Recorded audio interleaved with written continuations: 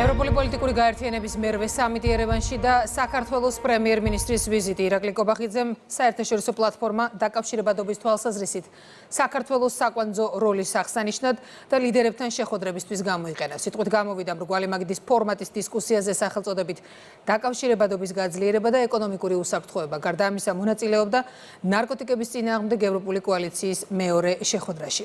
სამიტის ფარგლებში შედგა შეხვედრა უკრაინის პრეზიდენტთანაც, სომხეთიდან მაკუნა აბულაძე გვერდება. ნამდვილად დატვირთული დღის წესრიგით ჩამოვიდა საქართველოს პრემიერ-მინისტრი იფისის რიგით მერვე სამიტზე ირაკლი კობახიძემ ეს პლატფორმა ევროპელ ლიდერებთან ჩვენი ქვეყნისთვის მნიშვნელოვან საკითხებზე საუბრისთვის გამოიყენა დახურულ თუ ორმხრივ შეხვედრებზე დისკუსიის ფარგლებში. ყველა ამ მნიშვნელოვან საკითხებზე მკაფიო იყო მთავრობის მეთაურის პოზიცია, რომელმაც დააფიქსირა, რომ საქართველო მზად არის პარტნიორებთან ერთად რეგიონის უსაფრთხოებისთვის საკუთარი მნიშვნელოვანი წვლილი შეიტანოს და კიდევ ერთხელ ითქვა, რომ მშვიდობას ალტერნატივა არ აქვს. უკვე მეხუთედ წელს კი პირველად სამხრეთ კავკასიის რეგიონში საქართველოს პრემიერ-მინისტრი ევროპული პოლიტიკური გაერთიანების სამიტის მონაწილე იყო. ერევანში შეკრებილი ლიდერები მთელი დღის განმავლობაში ერთიანობისა და ევროპაში სტაბილურობის შენარჩუნების გზებს განიხილავდნენ. მაშინ, როდესაც საუბარია დაკავშირებადობის გაძლიერებასა და ეკონომიკურ უსაფრთხოებაზე, საქართველოს რესურსთან ერთად ამის კარგი გამოცდილებაც აქვს. ძლიერი დაკავშირებადობა გრძელვადიანი სტაბილურობის ერთ-ერთი უმთავრესი წინაპირობაა. ეს ირაკლი კობახიძემ მრგვალი მაგიდის ფორმატში დისკუსიისას თქვა და მსხვილი ინფრასტრუქტურული პროექტებიც განიხილა. საქართველო არის ქვეყანა, რომელიც შავ ზღვასთან და შესაბამისად ევროპასთან დასავლეთთან აკავშირებს 7 ქვეყანას, რომელსაც არ აქვს ზღვაზე გასასვლელი. ეს ზრდის ჩვენს როლს დაკავშირებადობის კუთხიდან მაქსიმალურად ვცდილობთ, რომ ეს შეასრულება ავითვისოთ, შუადერეფნის ფარგლებში ჩვენი როლი გვინდა მაქსიმალურად გავზარდოთ. ასევე ერთ-ერთი თემა იყო მწვანე ენერგია, ენერგეტიკული დაკავშირებადობა. ჩვენი მიზანია ელექტროენერგიის გენერაცია, გამომუშავება გაიზარდოს 4800 მეგავატიდან 11500 მეგავატამდე. ამ შემთხვევაში ჩვენი ქვეყანა გახდება მთლიანად თვითგმარი ელექტროენერგიის თვალსაზრისით და გვექნება იმის შესაძლებლობა, რომ ექსპორტზე გავიტანოთ ელექტროენერგია და ამ კუთხით ხაზი გაუსვი, რა თქმა უნდა, შავი ზღვის წყალქვეშა კაბელის პროექტსაც. დაკავშირებადობაზე იყო ერთ-ერთი პანელური დისკუსია, სადაც პრემიერ-მინისტრმა მიიღო მონაწილეობა. ეს იმას ნიშნავს, რომ ევროპისთვის ეს არის ძალიან მნიშვნელოვანი თემა, როგორც უსაფრთხოების კონტექსტში, ასევე ეკონომიკური განვითარების კონტექსტში და რა თქმა უნდა, აქ კიდევ ერთხელ გამოჩნდა თუ რამდენად მნიშვნელოვანია ჩვენი რეგიონის როლი, ჩვენი ქვეყნის როლი, სწორედ დაკავშირებადობის და ეკონომიკური უსაფრთხოების უზრუნველყოფის კონტექსტში. ლიდერთა რიგით მერვე ფორუმის მონაწილეებს პრემიერ-მინისტრმა საქართველოს გამოცდილებაც გაუზიარა ნარკოპოლიტიკასთან დაკავშირებით. დაკავებული 3000-ზე მეტი ნარკოდილერი, გამოვლენილი საერთაშორისო ნარკოტრეფიკის 144 შემთხვევა, ამოღებული 900 კილოგრამზე მეტი ჰეროინი. ნარკოტიკების წინააღმდეგ ევროპული კოალიციის მეორე შეხვედრა წელს უკვე იფისის ფარგლებში ჩატარდა. საქართველო როგორც მოგვიხსენებათ სატრანზიტო ქვეყანაა და ბუნებრივად ვაკავშირებთ აზიას ევროპასთან. რა თქმა უნდა, ეს განსაკუთრებული გამოწვევაა ნარკოტიკებით საერთაშორისო ვაჭრობის კონტექსტში. გასულ წელს გავაძლიერეთ ძალისხმევა ნარკოტიკებით ვაჭრობის წინააღმდეგ საბრძოლველად. ეს ეხება როგორც ქვეყნის შიგნით ვაჭრობას, ასევე ტრანზიტს. მხოლოდ გასულ 2025 წელს 3000-ზე მეტი ნარკოდილერი დავაკავეთ.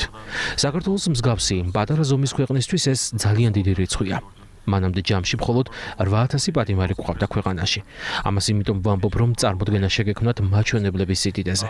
გასულ წელს ნარკოტიკებთან დაკავშირებული დანაშაულის გამოვლენის მაჩვენებელიც გავზარდეთ 87%-ით. გამოვავლინეთ 154 საერთაშორისო ნარკოტრეფიკის შემთხვევა, რასაც რა თქმა უნდა დადებითი გავლენა ექნება ევროპაში ნარკოტრეფიკის დინამიკის კლების სახით. ერთ-ერთი მთავარი გამოწვევა ონლაინ გაყიდვებია. ამჟამად ამ პრობლემასთან გამკლავება ჩვენი მთავარი ამოცანაა. მზად ვართ ყველა თქვენგანთან ინტენსიურად ვითანამშრომლოთ. გაგიზიაროთ ჩვენი გამოცდილება და ვისწავლოთ თქვენგან, როგორ უმკლავდებით ამ პრობლემებს.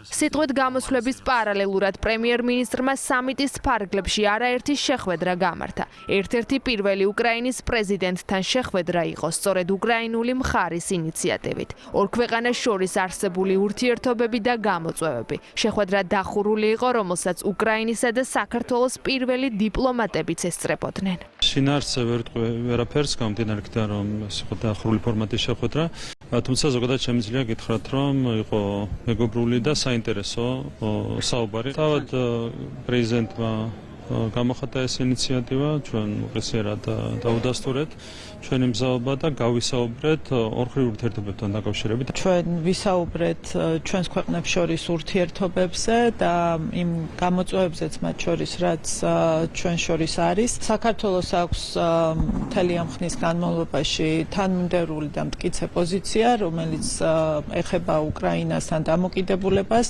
ასევე უკრაინის მხარდაჭერას და რა თქმა უნდა ჩვენთვის მნიშვნელოვანია, რომ ვიხილოთ ასევე უკრაინული მხარის მხრიდან იგივე დამოკიდებულება. შემდეგ უკვე სოციალურ ქსელში შეხვედრის ინიციატორებმა ორ ქვეყანას შორის თანამშრომლობის გაგრძელების სურვილი გამოხატეს. ანდრეი სიბიგას შემდეგ ვოლოდიმირ ზელენსკი დიალოგის აუცილებლობაზე წერს. მქონდა შეხვედრა საქართველოს პრემიერ-მინისტრი ირაკლი კობახიძესთან. ჩვენს სახელმწიფოებს შორის არსებობს მოუგვარებელი საკითხები. მნიშვნელოვანია დიალოგი ყველა დონეზე გაგრძელდეს. უკრაინა ყოველთვის პატივს სცემდა და კვლავ აგრძელებს პატივისცემას საქართველოს, მისი სუვერენიტეტისა და ხალხის მიმართ. ჩვენ მომავალშიც გავაგრძელებთ თანამშრომლობას. ერევანში ევროპული პოლიტიკური გაერთიანების APC-ის სამიტის ფარგლებში შეხვედრა გავმართეთ ჩემს ქართველ კოლეგასთან, საგარეო საქმეთა მინისტრ მაკაბოჭორიშვილთან. ჩვენ გავცვალეთ მოსაზრებები ორმხრივი რეგიონული და საერთაშორისო მოვლენების ფართო სპექტრზე. ასევე განვიხილეთ ევროინტეგრაცია და ევროკავშირის მნიშვნელოვანი როლი გლობალურ საკითხებში. განსაკუთრებული ყურადღება დავუთმეთ ურთიერთხელსაყრელი სავაჭრო და ეკონომიკური თანამშრომლობის გაფართოებას. შევთანხმდით შემდგომი კონტაქტის გაგრძელებაზე. შეხვედრა ევროპის საბჭოს გენერალურ მდივანთან და მზაობა დიალოგისთვის როგორც ორმხრივ, ისე მრავალმხრივ ფორმატებში. ამ მზადყოფნის ფონზე ქართულმა მხარემ საერთაშორისო მექანიზმების პოლიტიკურად მოტივირებული მიზნებით გამოყენების მზარდ ტენდენციაზე შეშფოთება გამოხატა. ირაკლი კობახიძემ ამ პრაქტიკის შეცვლის იმედიც გამოთქვა და თავის მხრივ ფუნდამენტური თავისუფლებების დაცვის, დემოკრატიული რეფორმების განხორციელებისა და კანონის უზენაესობის უზრუნველყოფის მიმართ ერთგულებაც დაადასტურა. შეხვედრაზე განვიხილეთ საქართველოს მჭიდრო თანამშრომლობა ევროსაბჭოსთან და გამოვთქვით მზადყოფნა ჩვენი პარტნიორობის მეტად გაძლიერების მიმართულებით. ევროპული პოლიტიკური გაერთიანების მერვე სამიტი კი მასპინძელი ქვეყნის ლიდერის დახვედრით დაიწყო, რის შემდეგაც კომუნიკაცია შედგა საფრანგეთის პრეზიდენტსა და საქართველოს პრემიერს შორის. სამიტის გახსნამდე საერთო ფოტოს გადაღების დროს იყო მისალმება ირაკლი კობახიძესა და ევროპარლამენტის პრეზიდენტს, ასევე ნატოს გენმდივანს შორის.